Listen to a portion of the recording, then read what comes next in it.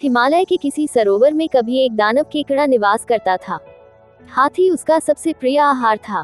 जब भी हाथी के झुंड उस सरोवर में पानी पीने अथवा जल क्रीड़ा के लिए आते तो उनमें से एक को वह अपना आहार अवश्य बनाता। चूंकि हाथी समूह के लिए उस वन में जल का कोई अन्य स्रोत नहीं था, अतः गजराज ने अपनी गर्भिणी हथिनी को दूर किसी प्रदेश में भेज दिया कि कहीं गलती से हथिनी उस दानव केकड़े का ग्रास न बन जाए। कुछ ही महीनों के बाद हथिनी ने एक सुंदर और बलिष्ठ हाथी को जन्म दिया।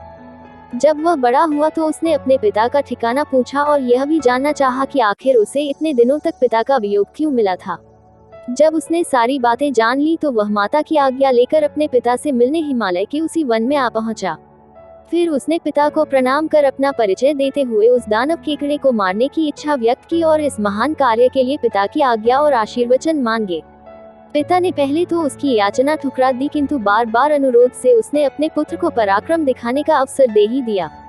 पुत्र ने अपनी सेना तैयार की और अपने शत्रु की सारी गतिविधियों का पता लगाया।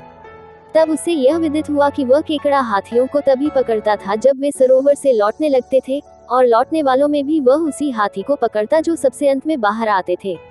सूचनाओं के अनुकूल उसने अपनी योजना बनाई और अपने साथियों के साथ सरोवर में पानी पीने के लिए प्रवेश किया। उन साथियों में उसकी प्रेयसी भी थी।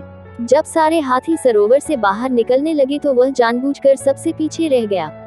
तभी केकड़े ने उचित अवसर पर उसके पिछले पैर को इस प्रकार पकड़ा जैसे एक लोहार लोहे के एक पिन को अपने चिमटे से पकड़ता है। हाथी ने जब अपना पैर खींचना चाहा तो वह टस से मस भी न हो सका।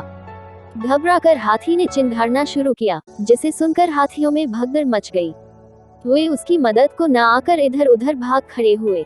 हाथी ने अपनी प्रेयसी को पुकारा और उससे सहायता मांगी। प्रेयसी हाथी को सच्चे दिल से प्यार करती थी। तत्काल अपने प्रेमी को छुड़ाने के लिए उसके पास आए और केकड़े से कहा, तू है एक बहादुर केकड़ा, नहीं है तेरे जैसा कोई दूसरा, हो वह गंगा या नर्मदा, नहीं है शक्तिशाली तेरे जैसा कोई बंदा। मादा हाथी की प्यार भरी बातों से प्रसन्न हो केकड़े ने अपनी पकड़ ढीली कर दी। तभी हाथी ने प्रसन्नता भरी चिंगार लगाई, जिसे सुनकर सारे हाथी इकट्ठे होकर उस केकड़े को ढकेलते हुए तट पर ले आए और पैरों से कुचल कुचल कर उसकी चटनी बना दी।